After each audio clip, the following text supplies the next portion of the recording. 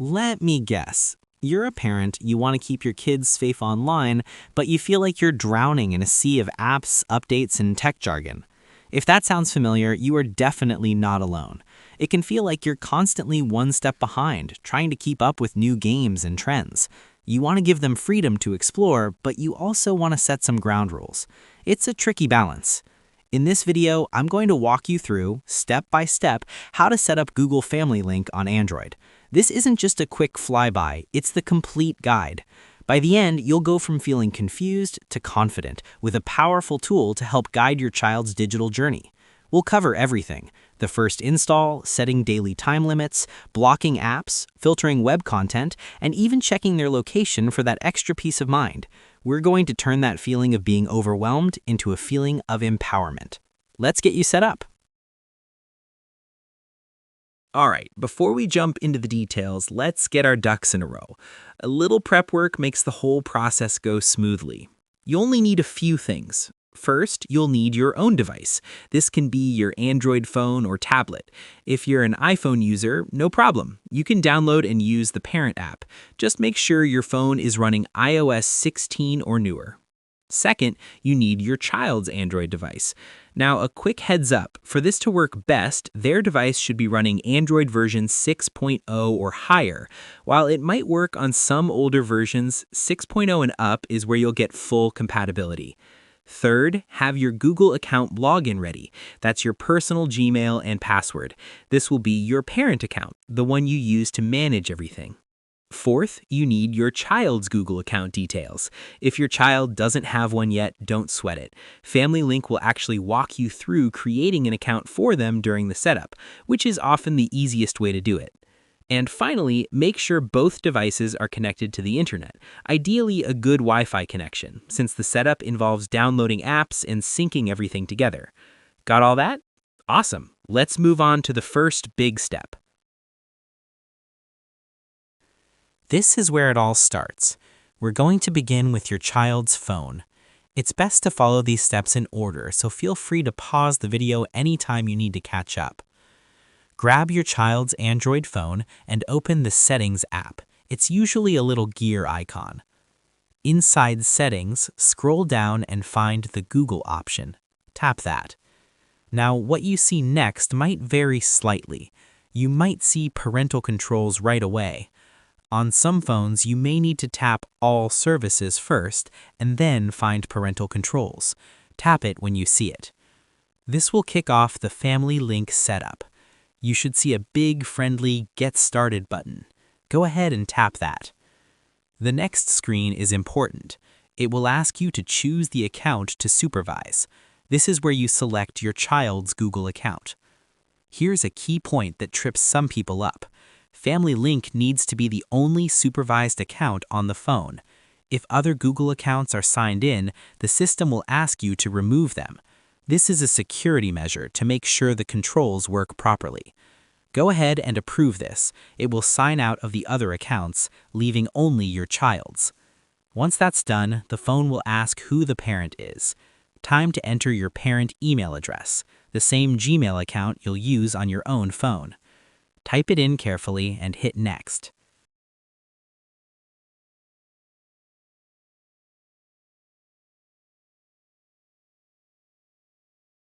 The next screen explains what supervision actually means, what you as the parent can see and do.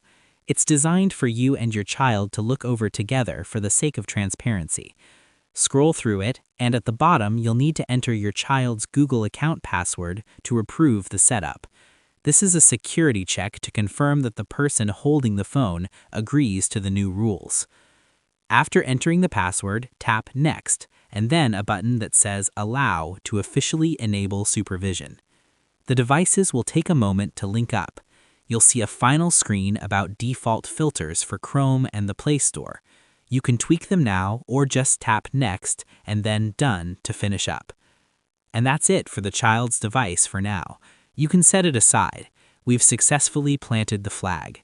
Now, let's switch over to your phone and build the command center. Okay, with the child's device ready to go, it's time to set up your end of the deal. This is how you'll see the dashboard and manage all the settings.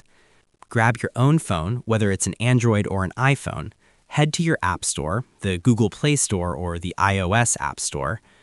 In the search bar, type Google Family Link and search. You're looking for the official app from Google. Once you find it, hit Install.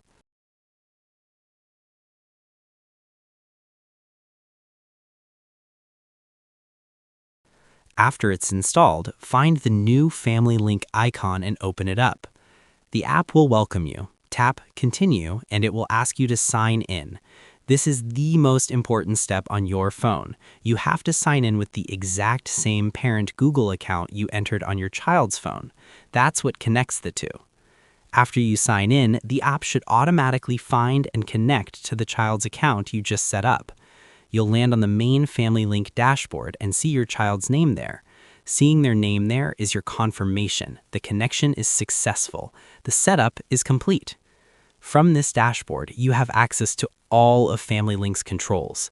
It might look simple at first, but there are layers of customization that will give you incredible peace of mind. Now that we're connected, the real fun begins. Let's tour the dashboard and turn you into a digital parenting pro. Welcome to your new command center. The Family Link app was recently redesigned to make things more straightforward, organizing its features into 3 main tabs at the bottom: Controls, Screen Time, and Location.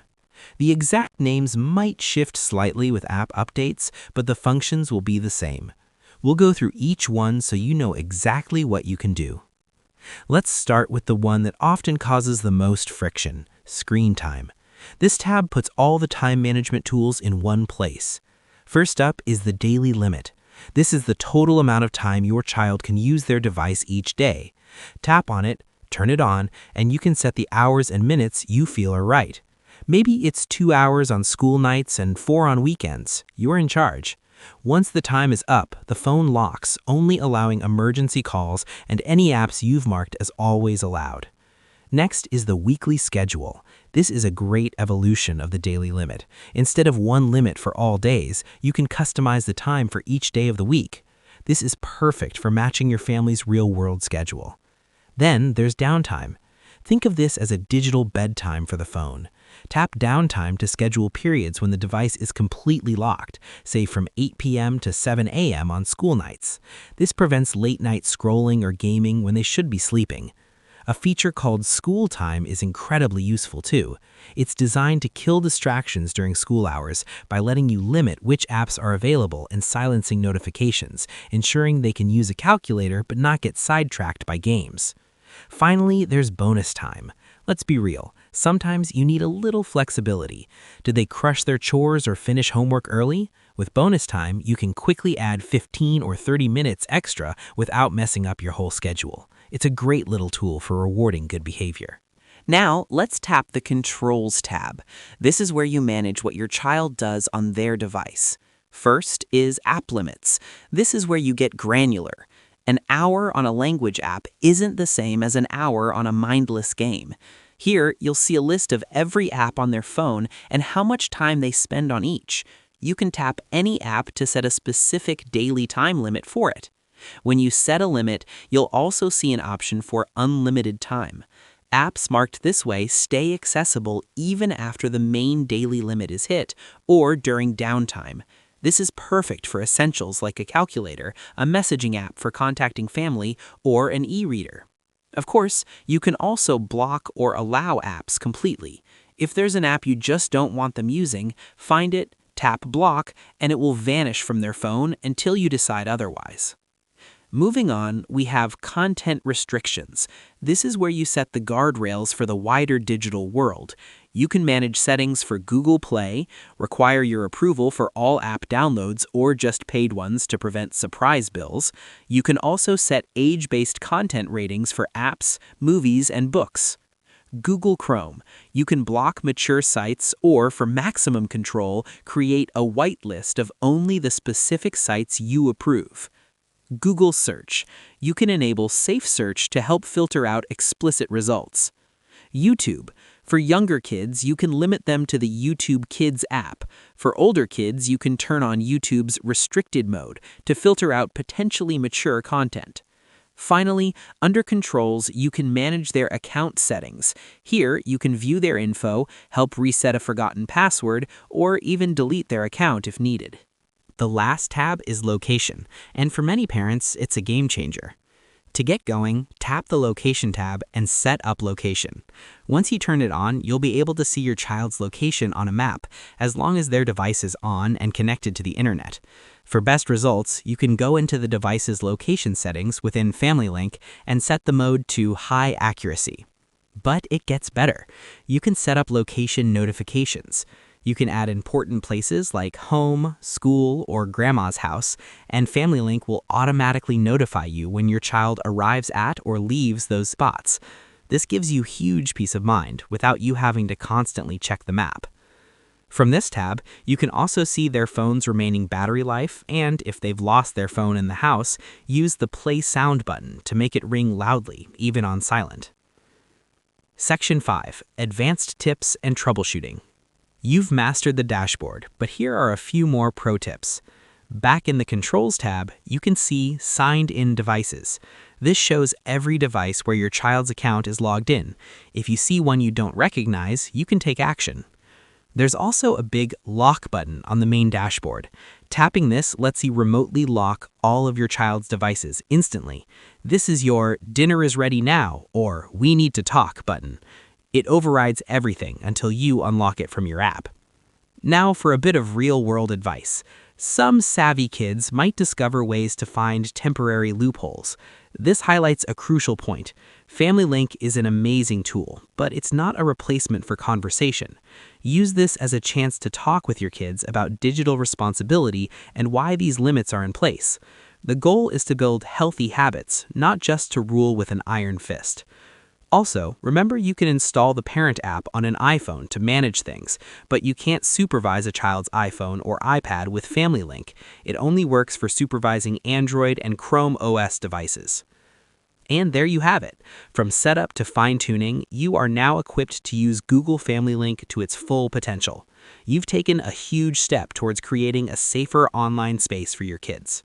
If you found this guide helpful, please give this video a thumbs up. It really helps the channel. And for more straightforward tech tutorials that put you in the driver's seat, hit that subscribe button and ring the bell so you don't miss the next one. Have any questions or a tip you want to share with other parents? Drop a comment below. I read all of them and will do my best to help out. So let's just recap what we did here. You've successfully linked your child's device to your own, giving you a powerful dashboard to guide their digital life. You've learned how to set healthy screen time boundaries with daily limits and downtimes. You know how to manage the exact apps they use and filter content across the internet. And you've gained the peace of mind that comes from knowing where they are when they're out and about. The goal was to go from feeling overwhelmed to feeling confident. By following these steps, you've done just that. Technology is a part of our kids' world. Our job isn't to block it, but to guide them through it safely. Google Family Link is one of the best tools out there to help you do just that. Thanks for watching, and I'll see you in the next video.